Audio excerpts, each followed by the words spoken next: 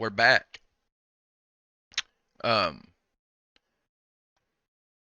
This is 10 things Canada does better than the US. I'm an American, so this is gonna be me watching this video and you know, let's check it out and see what's going on with it.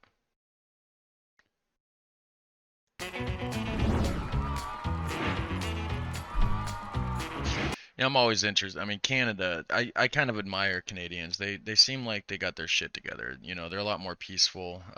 They're kind of like our nicer little brothers up there. So.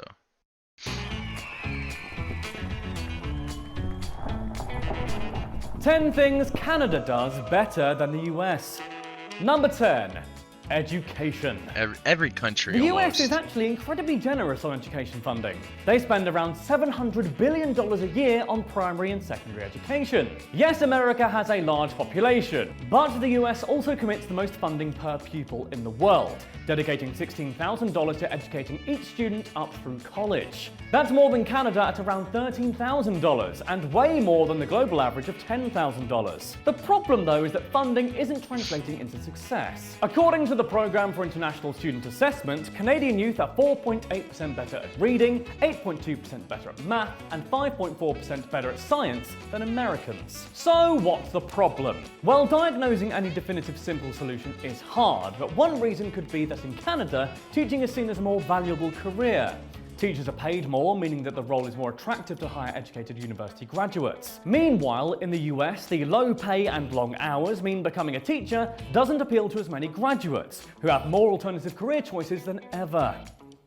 Number 9. Yeah, we should pay our Vacation. teachers more. America has some of the Here. most beautiful tourist destinations in the world. The Grand Canyon, Bourbon Street, the world's largest ball of twine. With such a land of incomparable beauty stretched out before them, it's a seen any of shame those. that most Americans will never get to see it. Unlike most countries which have mandatory minimum holiday days, the US government doesn't make companies offer any holiday. On the other hand, in Canada, the minimum varies by province. In some it's 10, in others it's 20. Most American companies do voluntarily offer some holiday, but usually only around 10 days for newer employees. On average, an American has to work at a company for 20 years to earn an increased holiday packet that We call them vacation days instead of holiday. You guys call them holidays. We call it vacation. Same meaning. It's just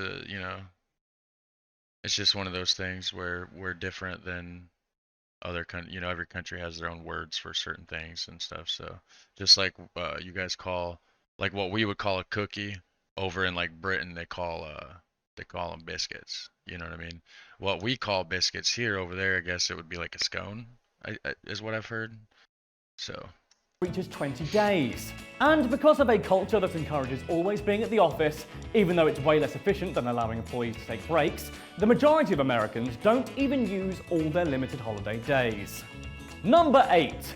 You know, I think though actually after like with this whole COVID situation, there's a lot of people doing the work from home. A lot of companies have actually seen productivity go up from it. I don't know for sure, just some studies and stuff like that I've kind of skimmed across on the internet and all that. So I think we might possibly be at a turning point. There's a lot more companies offering more permanent work at home jobs for people now because they've seen the increase in productivity. You know, nobody wants to slave their life away and not have any free time. You know, you're not happy, you're not going to be productive. You know, you got to love what you do.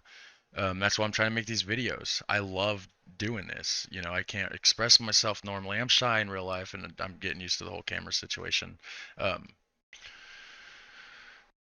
Okay, yeah, so this was pre-COVID here, July 20th, 2019, when this was posted. So, yeah, sorry, I ramble a lot, guys, but bear with me. International diplomacy. Canada is statistically the most beloved country in the world. The US, Oh, yeah, not everybody so much. loves Canada. The Reputation Institute tracks the international opinion felt towards countries. For 6 years, Okay. between 2011 and 2017, Canada came out on top with a positive opinion consistently in the 80% region. The US, meanwhile, frequently has around 50 to 60% positive responses. That means the US is still broadly liked, but they aren't nearly as popular as their likeable neighbour to the north. And what's more, the US has never topped that chart. Now, admittedly, Canada slipped into 7th place in 2018, the first time it's been out of 1st or 2nd place since 2011. But with a... What's the first most reputable country in the world? Let's see here. Most reputable country in the world. Let's see what it is right now. Sweden. Okay, so Canada's back to 2nd. I thought they said 7th earlier. I mean, that was also a year and a half ago, or 2 years. Yeah, damn. Time flies, guys. Shit. Yeah, so Sweden, Canada, Australia, or Switzerland and Australia. What's number 5? Okay, New Zealand, Australia. Oh, wait.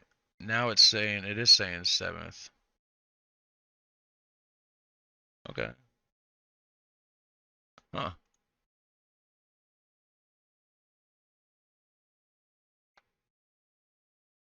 A 79% positive opinion, the world still loves Canada more than the US. Number 7. Ice hockey.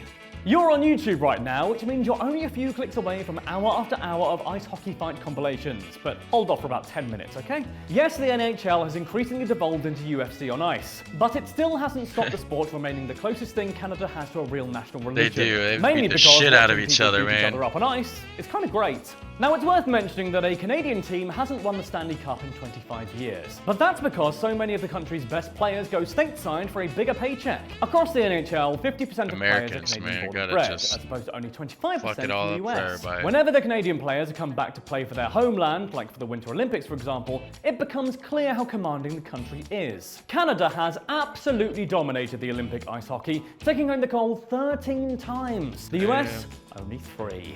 So what do you think, hockey fans? Does Canada have the edge over the US in this regard? Let me know in the comments down below. Oh, they love their hockey. I like hockey, 6, man. Hockey is fun. I used to play in school a little bit. America is famously the land of opportunity. You can come to the US with nothing, but if you're willing to work hard, you can pull yourself up and claim your riches.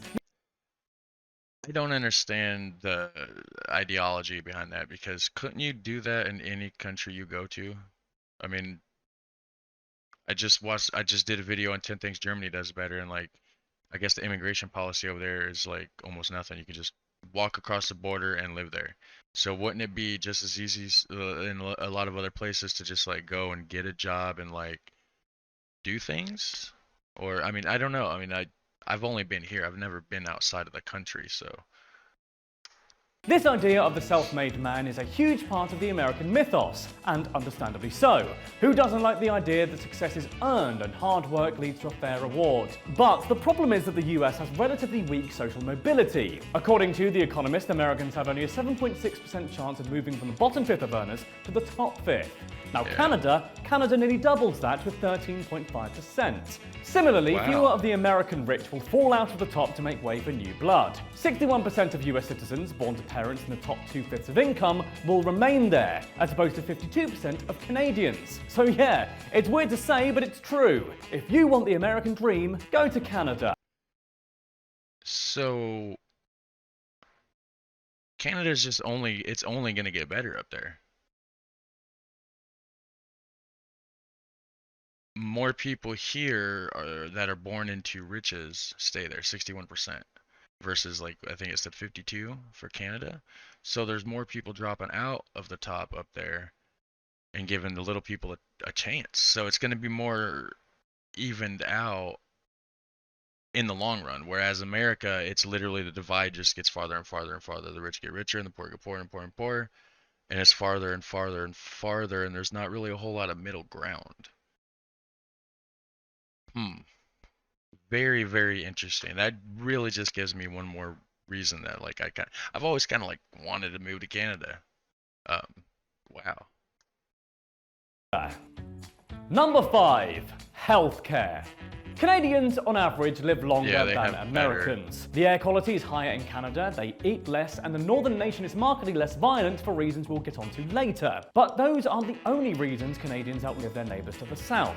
Canucks also enjoy universal health care. Although some specific procedures and treatments need to be paid for, healthcare is free at the point of need. That means Canadian citizens are free to combat any illnesses they face early on without having to worry about the cost. In the US, though, 70% of all bankruptcies are caused by healthcare bills. Considering the quality of life improvement of not having to worry whether or not you can afford to keep Gran alive, this is a way in which Canada clearly outstrips the US.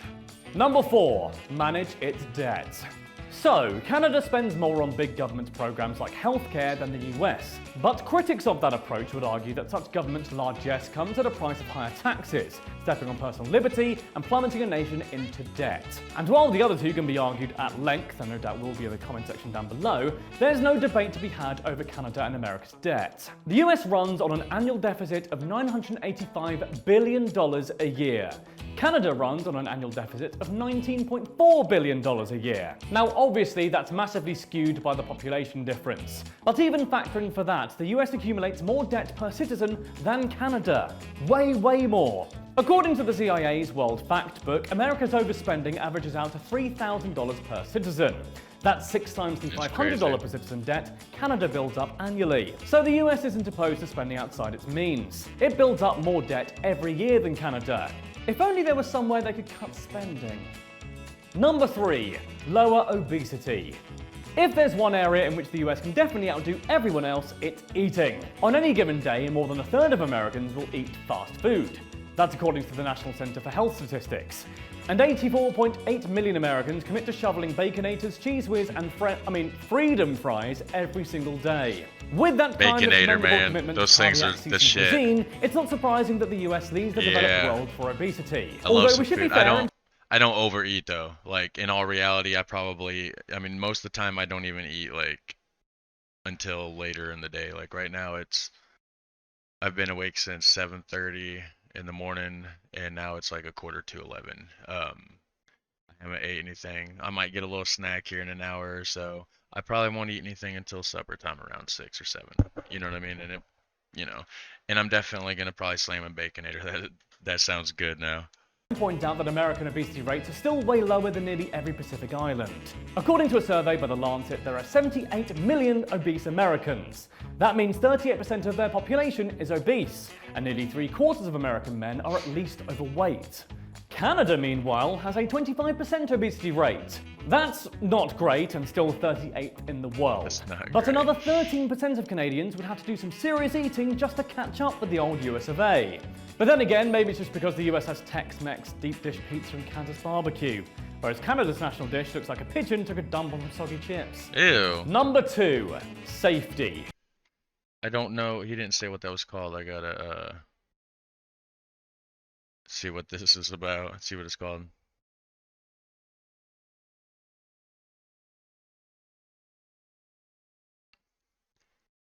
Poutine.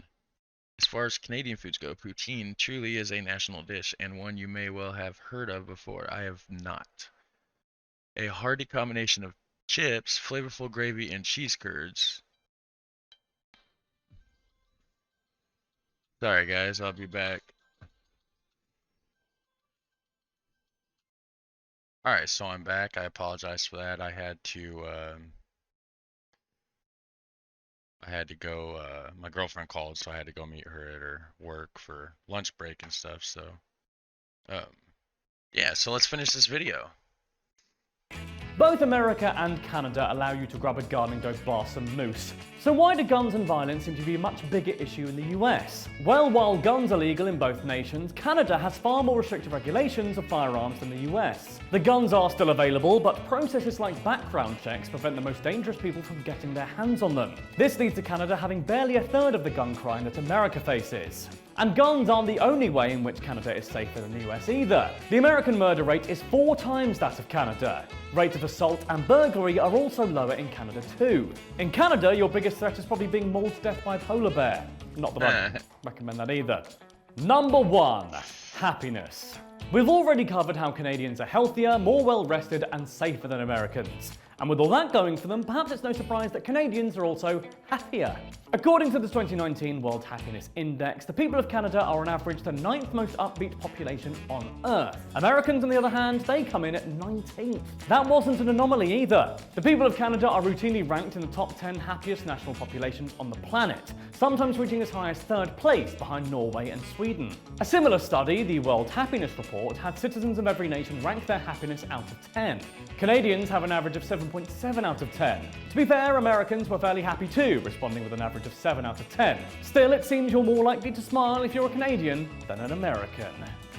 So that was 10 things Canada does better than the US. Which one do you agree with? Do you disagree with any of them? I bet you do. Let me know in the comments down below. Also give this video a like and subscribe to All Time 10s if you haven't done. Yeah, go check out the All Time 10s channel. Hey, subscribe, just like I did. Alright, so also, excuse me. I was gonna say, if you guys have any suggestions or anything on how I can improve my microphone settings or my camera settings, my camera, at the moment, I'm on a limited budget here, guys. So my camera is my phone.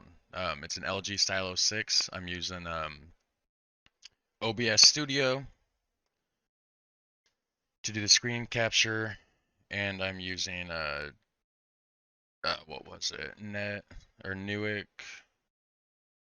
Newick. I don't remember. Some program to connect it. But anyways, if you have any suggestions on anything like that, my headset's a PDP Sound of Justice wireless headset. It's just like a gaming headset or whatever. You know, I got filters and stuff on here, compression. Let's see here. Audio input capture, filter. So yeah, I have compressor, noise suppression, gain, and limiter. That was just from another video that I watched that suggested that. So if you guys have any other feedback on that, that would be awesome. It would help me to get better content, better sounding audio for you guys to listen to, because I know terrible audio is annoying. I've watched a lot of YouTube videos and I definitely can relate to that. So I'm trying to improve that. If you like my content, please share, subscribe. Sorry. Help us get this channel to grow. You know, we're trying to get this to grow to my goal right now is 1,000 subscribers. So if you guys can help me get to that as fast as possible, that would be greatly appreciated.